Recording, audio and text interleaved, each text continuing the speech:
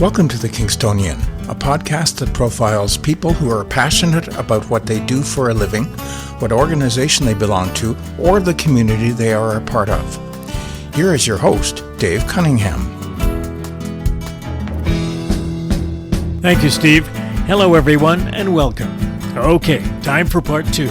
In late March, I had the opportunity to sit down with Doug McClement, a Kingston boy who developed an interest in recording music as a teenager, and now, 4,000 recordings later, he is recognized as one of the best sound engineers out there. And if you tuned into part 1, you know he tells a great story. In this episode, he takes us from the birth of much music full circle back to that Fender bass guitar he bought back in 1972. And then, of course, about 2 years after that, MTV came on the air in the United States. And Canadians immediately started clamoring, hey, we want a 24-hour music station too. So the CRTC opened up applications for a license. And City and Chum said, well, look, we've been doing this for 2 years already. This is like rock and roll television. And we've got this show, The New Music, and we've got a stockpile of shows already archived, and our crews know how to shoot rock and roll concerts. Give us the license. And so consequently, they got the license, and they took the letters from Chum, CHUM, and switched them around. And that's where much music comes from. A lot of people don't know that. But since we were already doing the stuff for Chum, we became the Much Music guys, and they became my biggest client for the next 15 years. We did every show that required a concert recording for Much Music. My little company, Comfort Sound. One of the things I was curious about was the in-session TV shows that were on CH. Yes. And where was that? Where did that happen in your that was in 83. I got a call from a guy named Ian Anderson, not the one from Jethro Tull, but another Ian Anderson, who had come up with the concept of, what if we got two old friends from the 60s together, musical friends, and brought in some Toronto session musicians and just had them play and tell a studio story and play a song and tell a studio story, kind of like you were a fly on the wall of a recording session between two old friends, or maybe some older guy that had been idolized by some younger guy for a long time. So since we had this mobile studio and fortunately we hadn't really, we still were lifting the stuff out of our studio. So we were able to drive up to Hamilton, where this was shot at CHCH, and take all our gear out of the truck and put it inside the TV studio, so it became part of the set. Yeah. The set design crew went down to Sounds Interchange in Toronto, a big studio, took a bunch of photographs, and then built a set to look like a recording studio. So we just wheeled our console in and our tape decks, and we became part of the set. They were often shooting over our shoulders at the band, so it made it look like you were in the control room watching the band. But the pairs of performers were incredible. It was Stevie Ray Vaughan with Albert King, and Glenn Campbell with Leon Russell, and Leona Boyd with Chet Atkins, and Emmylou Harris with Rodney Crowell, and Johnny Winter with Leon Russell. Dr. John, that's right. And so that was a real, we did 13. It was a weird thing in that it was 2 seasons, 5 years apart. We did the first season in 1983 and the second season in 1988. But those are legendary shows, and I see a lot of them up on YouTube now. A lot of people tape those off the air. They were never released on DVD except for the Stevie Ray Vaughan one, I think. And so collectors have collected these VHS tapes and popped them up on YouTube, and most of those episodes are up on TV now. And almost every week somebody calls me up and says, I saw your name go by on that show from 1983, and But yeah, that was a very special time, and that got us a lot of.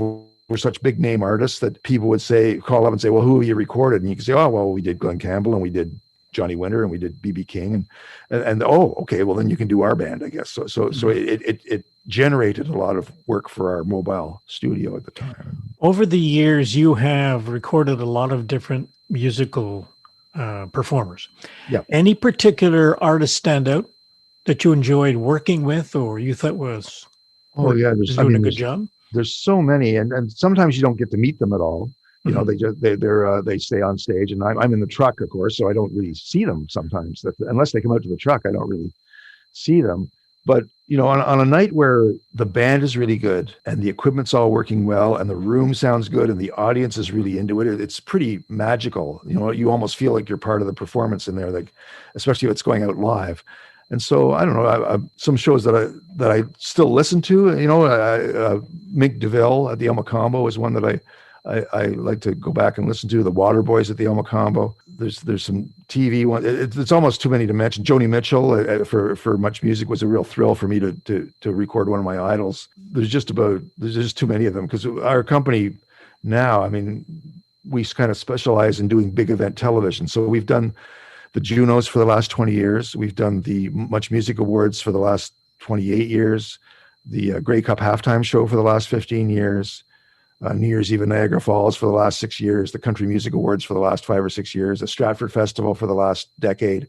So we have a bunch of annual events that we seem to do, and you've got, you know, up to 10 or 12 bands on each of those shows. So there aren't too many Canadian acts that I haven't worked with over the last 25 years or so. I noticed a post that you put up on Facebook, a picture of you and Burton Cummings from several years ago. Yeah. And he happens to be one of those artists I really enjoy listening to. He has one of those voices that is incredible.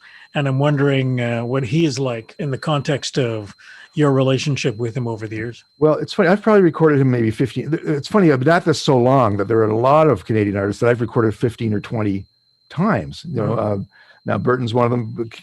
Bryan Adams would be one. I think I recorded Jeff Healey 28 times. We did The Hip about 25 times. Burton hasn't. The cool thing about Burton, I just recorded him a couple of years ago. He hasn't lost a note. I mean, he can still sing all those high-pitched songs in the original keys. Like a lot of singers now that are older have had to lower the keys of the songs that they do.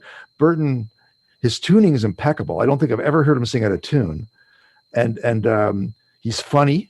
We once did a show with him and the McClain and McClain, the comedy duo, because he went to high school with those guys in Winnipeg. Even though they're from Nova Scotia, their dad moved to Winnipeg, and they somehow ended up in the same high school as Burton when he was in the Devrons. And so they knew each other, and Burton would sit in with them at the Elmo once in a while, and they were hilarious.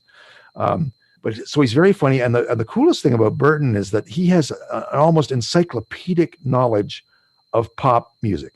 And so you can't mention a song or a band where he can't sing the song. Like he just knows tens of thousands of songs. For example, he was on the very, very first episode of In Session. It was him and Don Everly from the Everly Brothers. Oh, really? And the two Everly Brothers weren't speaking at that time. So it was Don. So Burton went out and woodshedded and learned all of Phil's parts. And so Don shows up and they start calling Everly Brothers tunes. And Burton knows the harmonies note for note. And Don's looking over going, how do you, like, obscure songs, and Burton knows the Phil's parts perfectly. It was, it was a great moment. Don was so blown away that Burton knew all the tunes. Those are magic moments for sure. Yeah, that was pretty special. And Burton, also another thing we used to do with him was we used to do all the Variety Club telethons. And for 2 years, since they ran for 24 hours, the midnight till 8 in the morning shift would be Burton and Randy Bachman just hosting it, bringing in their friends to do songs. And it was really casual. It was very much like In Session, that people just sitting around in a circle jamming. And that was cool to see because it was very unscripted and they were just having fun. But again, since Burton and Randy had played in that After 4 show on Winnipeg television before they were famous, and they had to learn the top 10 hits of the week, you know, they know hundreds of songs, those guys. And so that's why they got really good as songwriters, because they had to cover all those hit songs of the day, and they got to learn about song structure and middle eights and chords and choruses. And it was a real rock and roll boot camp for them back in the early 60s, you know, before they had their hits. You mentioned earlier that you changed locations and you changed your focus so that you were looking more at music for television and film than recording acts. So why did you do that? The studio market in Toronto got pretty crowded by about 1986, 87. There were almost too many studios for the amount of work that there was. And so since we were doing a lot of stuff for City TV by then, we thought, let's pivot a bit and start doing sound for television. So we moved the studio downtown to be closer to Much Music and City. We moved to a place that was 2 blocks away from them, at Queen and Soho. And Queen Street West was kind of the happening, you know, Greenwich Village type place to be at that time, all the bands, and there was a lot of live music down there. And we kind of became the clubhouse down in that part of town. But we started doing sound for commercials and sound for television shows, and bought the equipment necessary to lock audio to picture. And actually in the ground floor of our building, we were on the third floor, was a big video studio called Mobile Image. And we had cables running from their control room up to our control room so that we could work together on television shows. So while they were editing the video downstairs, we'd be editing the audio upstairs, and then we could marry the two together at the end. So in the late 80s, early 90s, that was kind of the bulk of our business, was doing stuff for Much Music and doing audio post for television shows, commercials. For those of us who don't have a lot of technical knowledge about recording, we've talked about 4-track and 24-track, and now you're up to 96 tracks. So for the uninitiated, what is the difference in having all of those multiple tracks at your disposal? Well, it kind of allows you to delay final decisions to the last minute. It used to be in 4-track, you had to be kind of mixing as you went, and you were committing yourself to the relative levels and volume levels of the different instruments. Whereas keeping every microphone on a separate track allows you to go back in and fix things. If the bass player makes a mistake, he can go back in and fix it. He or she can go back and fix it without having to have the whole band do the song over again. So it's kind of it's a blessing and a curse, because it gives you more control over every element and the ability to correct things, but it lengthens the time because you can. It's like when you walk into a mom and pop ice cream store that just has chocolate, vanilla, and strawberry. It doesn't take you long to make up your mind. Whereas you walk into Baskin Robbins and it's like, oh, there's 35 flavors. What am I going to do? And I think it's almost an embarrassment of riches. Now we have so many tracks available. It lengthens the time it takes, because people know they can go back and fix stuff. Whereas back in the day, the musicians had to play it correctly because they couldn't go back and fix stuff as easily. So, but it's nice to be able to be able to do that. And the band setups have gotten more and more complicated. Like back in the 70s, a band would have 20 microphones on stage, or 15. And then it got to be 30. And now typically we go into a show and most bands have 40 to 50 microphones. I mean, when we did Rush at the ACC 3 or 4 years ago, they had 96 channels on stage for a 3-piece band. They had 48 drum mics, so we had 14 audience mics in the room to pick up the applause in the room. So it just, people expect a certain level of technology now too. Like you couldn't get away with any more than the video guys could get away with 2 cameras. Now they've got to have 15 cameras because everybody's used to seeing all those different angles and looks, and the audience has become more sophisticated and expects a certain level of technology and sound quality coming at them, and everything to be present all the time. And so I think also now, rather than being in the early days, it was mono, and then by the 80s, television was stereo. In the 2000s, we went to 5.1. And now we've just recently equipped our truck for Dolby Atmos, which is like 7 channels of audio. So you have to kind of keep up with the industry. The advances. Right. Yeah.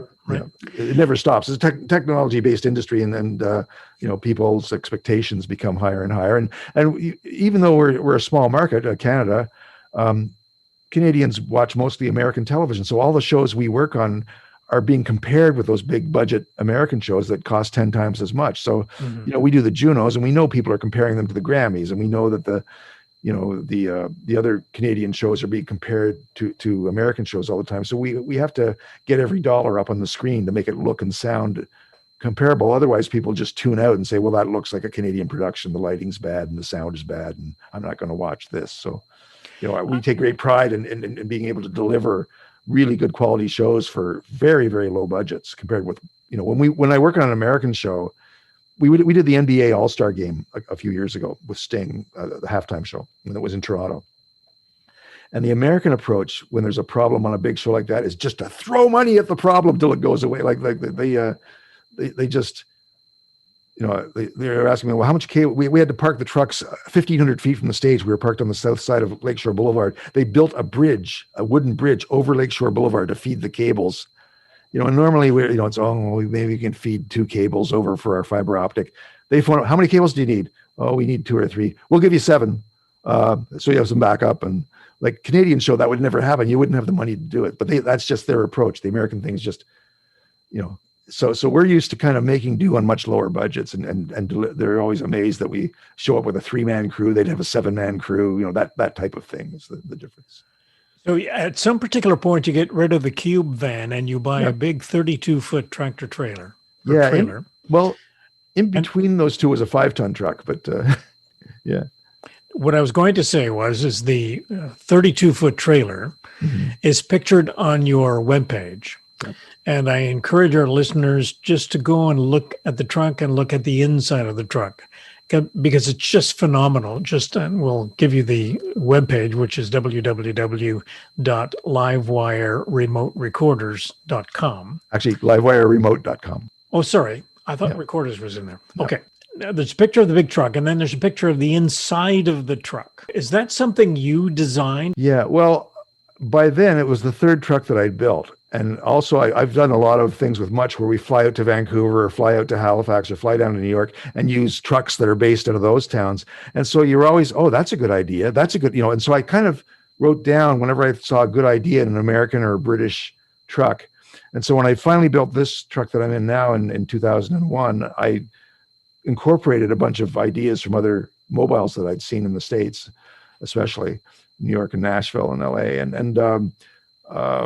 So I did a rough design pretty much on the back of an envelope almost and handed that to the actual studio architect named Martin Pilchner. Now, Martin Pilchner has designed half the recording studios in Toronto. He's a very, very well-respected. He's designing studios in Texas and India and all over the world. He's had studios on the cover of Mix magazine that he's done. So he had never designed an audio truck before. So he took it as a bit of a personal challenge. And the room sounds amazing. I guess what makes the truck unique is that we borrowed an idea from a lot of video trucks in that the side of the truck expands out like you see on some RVs. It actually pops. The trailer's 32 feet long, but there's a section that's 14 feet long that pops out another 4 feet. And so that means when the truck is parked, it's 12 feet wide inside rather than the traditional 8 feet wide. And that makes it look much bigger. And allows me to put the surround sound speakers behind me and have the clients behind me. And so it buys us a lot of space. And the video trucks, of course, do that as well. So it once we're parked, it's much bigger than when it's on the road. Now, I gather from reading some of the information that's out there that you've done a lot of recording outside Canada. And so we're not bringing the truck. Yeah. This was especially true more so in the 80s when there was no digital recording. And in order to do multi-track, you really needed a big dishwasher-sized reel-to-reel tape recorder, which you wouldn't find outside of Western Europe and North America. So if they decided to record Celine Dion in Cuba or something, you weren't renting a truck like that in Havana. So the Canadian network, whatever broadcaster was doing it, would bring their own cameras and bring their own audio crew.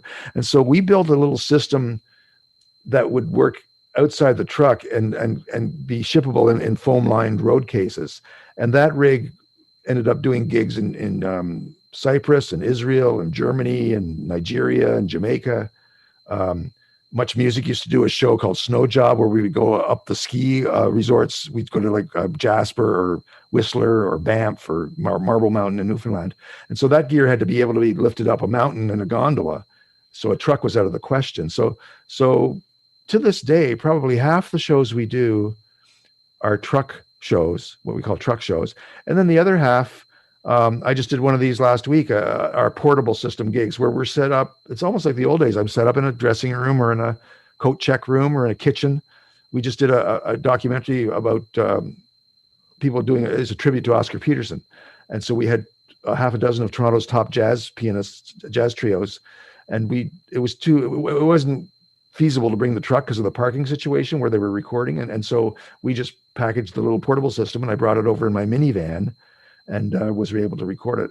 But that's been interesting. I've been able to travel. I mean, one of the most interesting shows we did in that realm was Much Music had me in 1990 build a studio on a train. And we traveled from Vancouver to Halifax, recording bands on the train while the train was in motion, and recording at some of the train stations along the way in Edmonton and Winnipeg and Montreal and Moncton and Halifax. And that was kind of cool. So we were actually set up in a boxcar recording the bands and there were 5 or 6 bands on the train at any given time. And so at night they'd all get together and jam and we would record that. And that was 26 days. That was a long trip in the summer of 90, but that was a really, really memorable show for me. It was because it was so challenging technically. Now, would you be traveling as much with the music for movies and television as you would recording artists performing? Not so much anymore. I mean, we mostly travel because the Junos are in a different. I mean, we were in Saskatoon last year when the whole COVID thing came down. We were 3 days into a 6-day gig, and we'd been there and gotten all set up, and we were ready to start doing sound checks with the bands when they called us in on the 13th of March and said, no, it's not going to happen. Pack your gear up and head back to Toronto. So that's an example. You know, the Junos are in Toronto this year, so there won't be much traveling, but it's almost everything we do now involves television. So there's a picture element to everything these days, but I don't go out of the country as much as I used to. Although I have picked up, this is not really a live wire gig, but I've worked on the last 3 Olympics as a sound engineer. I was just going to ask you about that. And that was an interesting story, how that came about, because when the Winter Olympics were scheduled to be in Vancouver in 2010, I thought, well, for sure, like we're the remote guys in Canada, we're going to get the opening ceremonies and we're going to get a bunch of work in Vancouver. And I went out and bought this really expensive SSL British console because we needed to upgrade the console to 5.1 to be able to handle more mics. And so we got that a year before the Olympics, and I did all this stuff and renovated the truck, and we never got a call. We didn't get the gigs. A Montreal truck got the gig, and I was heartbroken because I thought, well, that's it. I'm in my 50s. We didn't get the Canadian Olympics. I'm never going to get to work. It was a bucket list thing for me. I thought I'm never going to get to work on the Olympics. That chapter's gone.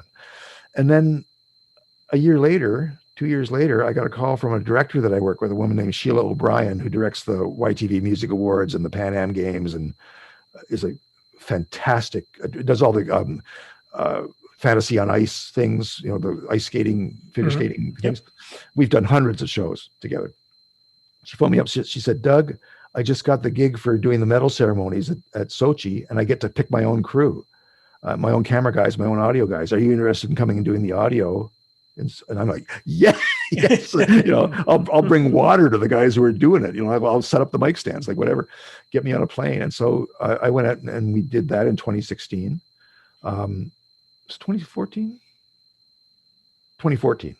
And then the Olympics technical crews are staffed by a company called OBS, which is based in Madrid, Spain. And they hire all the camera people and all the audio people. I mean, before 2008, the host country was responsible for the camera people and the audio people and the trucks. But what the Olympics found was that there was too much homerism going on. Like if the Olympics were in the States and it was an American crew, they'd have too many camera shots of Americans. And if it was in England, it'd be too many, you know, it was, and plus they'd have to retrain a new crew every 2 years. They'd have a whole new crew doing the Olympics.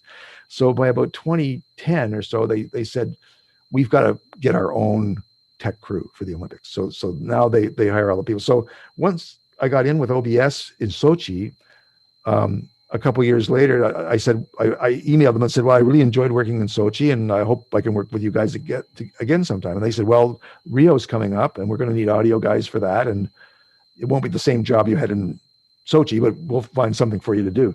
So I went and I worked in Rio. And then 2 years ago, I worked in Seoul, not Seoul, but Pyeongchang for the Korean Olympics. And then I'm scheduled to go to Tokyo in 2 months or 3 months to the Summer Olympics there. So once you're in with OBS, you're kind of in, and that's been fascinating to me because of getting to work with all these amazing audio engineers from all over the world, from Iceland and Korea and South Africa and England and the States, and sitting around a table at lunch and telling road stories and, you know, hearing their experiences. And it's a real privilege to work with a crew like that. And that's been really interesting to me. I really look forward to those Olympic gigs. So now when you started out in this business, you didn't have any formal training, but from what I gather, you were very much involved in a place called Harris Institute. And tell us about that. Well, back in the 70s, when I was coming up, there really weren't any dedicated vocational schools for audio or entertainment industry. All the guys my age sort of learned it by having little basement studios and going out on the road and touring with bands, and kind of picked it up on their own. So in the 90s, a few vocational schools developed specifically for training people in the audio recording arts and video recording arts. And one of those schools in Toronto was run by a gentleman named John Harris, who used to be a client of mine back when I had the studio on Dufferin Street. And he was managing bands and would bring them in. And so we got to know each other fairly well. And he saw that there was this gap in the Canadian educational system where the stuff was getting so complicated, especially with the digital coming up, that they really needed a training school for audio engineers, both for live sound and for television and for records. And so he established the Harris Institute. And now there's about half a dozen schools like this in Southern Ontario, but Harris is, and I've been teaching there since 1992. I'm head of the producing engineering department, and we have, it's a year-long program where the students, for the first 13 weeks, everybody sort of takes the same thing. And then in second term, they decide if they're going to go into the management stream, where they would end up working for a record company or for a venue or for a booking agency or a talent agency, or the engineering stream, where they were going to end up doing sound for television or sound for film or live concert sound or recording studio work. And so it's been really rewarding. I really enjoy, one of my favorite things is helping my students get jobs in the industry, getting that first step in the job. And sometimes we take them on as interns, or we bring them along on some of the live shows that we do to help run, just to run cables and set up mic stands, nothing too technical, but just see how the different departments interact with each other and how a big production is put together. And then they can add that to their resume and say, oh, I worked on the Junos, or I worked on the MMVAs, or I worked on this show. And it just helps them get a foot in the door with the industry in town. So, and it's great. Now I've reached the stage where I see names of some of the students that I've taught over the years rolling by on the credits of TV shows or on awards, winning awards and stuff. And it's or going out on the road and actually work, I'll go to a show and somebody come up, oh, I'm doing monitors on this gig, but I was in your class back in 2006, and mm-hmm. It's really one of my favorite things is to see my former students gainfully employed in the audio industry. It's great. And they ask good questions and they kind of keep you on your toes, because the younger students now, of course, all come from computer world. And sometimes you'll be teaching something and they'll say, well, why do you do it that way? And you'll kind of you'll be questioning yourself. You'll be like, yeah, why do I? Because I've done it that way for 20 years, but maybe I should start thinking about this. So they really keep you honest, I think. I learn a lot from my students too. Now let's bring it full circle and talk a little bit about the fact that you are still playing bass, I'm told. Well, occasionally, yeah. I have a little weekend band, and actually one of the chaps is from Kingston, a guy named Ian Burgum, that we played together back in high school. And he got into the book publishing business here in Toronto, but we've been friends for 50 years, really. And he and I, and then a couple of local Toronto musicians, have a little weekend band called It Ain't Pretty. And we only play a couple of times a year. We don't play that much, but it's nice to keep. I still have my old Fender bass that I bought back in Kingston in '72. And it's nice to keep your hand in and play a little bit. I mean, that's the original reason why you got into this, and mm-hmm. Again, just doing cover. It's like weekend warrior cover band stuff. I don't think we do anything written after 1975, but it's fun. You don't want to lose sight of the fact that music is fun, and it's great to play and not know that we're not trying to get a record deal. We're not trying to get a video. We're just it's as much the camaraderie of four guys sitting in a room and just playing a song and then telling some jokes, and that part of it. I was never a sports guy. I was never on a sports team or a hockey team or anything. So I'm sure it's that sort of a vibe, that kind of male bonding, guys on the bus, mm-hmm. having a common shared experience. And remember that time that we played such and such a place. And I'm sure that's a big part of it. But, I still, we haven't played much lately because of the COVID thing, of course, in the last year, but we're kind of itching to get back together, maybe just have a rehearsal or two and have some fun. Well, I hope you keep having fun, and I want to thank you very much for all of your time this afternoon. I've really enjoyed this conversation. Well, I appreciate being part of it. It's always nice to get back. I still get back to Kingston because my parents and my sister still live there, and I'm still in touch. Facebook has been marvelous for getting back in touch with a lot of the old Kingston musicians that I used to play with, and we joke around and talk about old times as well. So I still have fond ties to and memories of the Kingston music scene. And I'm always proud to say that's where I got my start, where I did my earliest recordings. So it's nice to do something for somebody from Kingston. That's great. Thank you. Okay. Love that man's stories. A big thank you to Doug McClement from Livewire Remote Recorders in Toronto. This conversation was recorded in late March 2021 using Zoom. The theme music for the podcast is Stasis Oasis, written and performed by Kingston musician Tim Aylesworth. If you have any questions, comments, or suggestions about any of the episodes, please send a note to thekingstonianpodcast at gmail.com. For details on upcoming guests, follow us on Facebook. The Kingstonian Podcast is hosted by Dave Cunningham and produced in Kingston, Ontario, Canada.